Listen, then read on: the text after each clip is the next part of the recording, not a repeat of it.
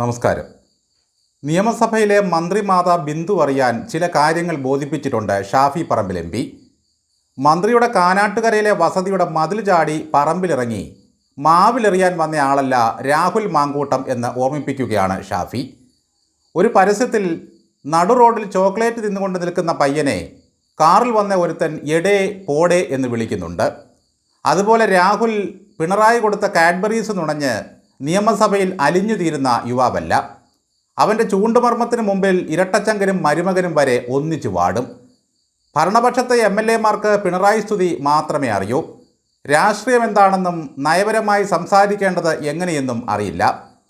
രാഹുലിനെ കിട്ടുന്ന വഴിയിലെല്ലാം വ്യാജനെന്ന് വിളിച്ച് സ്വഭാവഹത്യ ചെയ്യുന്നവർക്ക് എല്ലാം അറിയാവുന്നതാണ് ഇവന് മുന്നിൽ ചാനൽ ചർച്ചയിൽ മാത്രമല്ല നിയമസഭയിലും പിടിച്ചു നിൽക്കാൻ കഴിയില്ല എന്ന സത്യം. രാഹുൽ മാങ്കൂട്ടത്തിന് തൽക്കാലം ഒരു അമ്മയുടെ ഒഴിവില്ല. അയാൾ നിയമസഭയിൽ വന്നത് ബിന്ദുവിൽ നിന്നും മാതൃസ്നേഹം അനുഭവിക്കാനുമല്ല. പാലക്കാട്ടുകാർക്ക് വേണ്ടി വാദിക്കാനും ജയിക്കാനും പിണറായി വിജയൻ്റെ മുഖത്ത് നോക്കി 4 കാര്യം പറയാനുമാണ്. CPM-കാരാൽ ഇത്രമാത്രം വേട്ടയാടപ്പെട്ട ഒരു യുവാവ് യൂത്ത് കോൺഗ്രസിൻ്റെയും 3 പതിറ്റാണ്ടിനകത്തെ ചരിത്രത്തിൽ ഇതുവരെ ഉണ്ടായിട്ടില്ല. അർദ്ധരാത്രിയിൽ വീട് വളഞ്ഞ് തീവ്രവാദിയെപ്പോലെ ആ ചെറുപ്പക്കാരനെ അകത്താക്കിയത് ആരും മറന്നിട്ടില്ല. സമരമുഖത്തെ വീര്യം തണുപ്പിക്കാൻ വീണ്ടും ഒന്നുകൂടി അകത്തിട്ട് നോക്കി. പാലക്കാട്ടെ അയാളുടെ വിജയം ചില്ലറയല്ല CPM നേതാക്കളെയും ചാനൽ ചർച്ചക്കാരെയും അസ്വസ്ഥരാക്കിയത്. രാഹുലിനെ പൂട്ടാൻ CPM പാലക്കാട്ട് കളിച്ച കളികൾ ചെറുതൊന്നുമായിരുന്നില്ല. ഇത്രയേറെ വ്യക്തതയോടും ക്ലാരിറ്റിയോടും കാര്യങ്ങൾ പറയുന്ന യുവാവിനെ വെച്ച് പൊറിപ്പിക്കരുതെന്ന തന്ത്രം ചില്ലറയല്ല CPM പയറ്റിയത്. കോഴിക്കോട്ടും പാലക്കാട്ടും കളിച്ച കമ്മീസിൻ്റെ കണ്ണുപൊത്തിക്കളികളെയെല്ലാം രാഹുൽ കൃത്യമായി ചേർത്ത് തോൽപ്പിച്ചു. രാഹുൽ മാങ്കൂട്ടത്തിൽ കത്തിക്കയറിയതോടെ അരുൺകുമാറും അനിൽകുമാറും ജയിക്കും കണ്ടം വഴി ഓടിയ എത്രയോ ചാനൽ ചർച്ചകൾ നമ്മൾ കണ്ടതാണ്.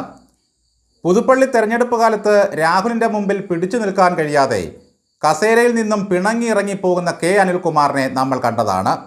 വീണ്ടും പിടിച്ചിരുത്തി കെട്ടിവയ്ക്കേണ്ടി വന്നു. പിണറായി സെറ്റിൻ്റെ തൊലി ഉരിക്കാനുള്ള രാഹുലിൻ്റെ പാടവം മന്ത്രി ബിന്ദുവിനറിയാം. അയാൾ ചോദിക്കുന്ന ഒന്നിനും ഈ മന്ത്രിക്ക് മറുപടിയില്ല. പോടാ ചെറുക്ക എന്ന് ആക്ഷേപിക്കുമ്പോൾ ഒരല്പം പരമാനന്ദം കിട്ടും. ഉന്നത വിദ്യാഭ്യാസത്തിൻ്റെ മഹിമ തെളിയിച്ച മന്ത്രി ഇപ്പോൾ ശരിക്കും നാണം കെട്ട് വയറിളകിയ മട്ടിലാണ്.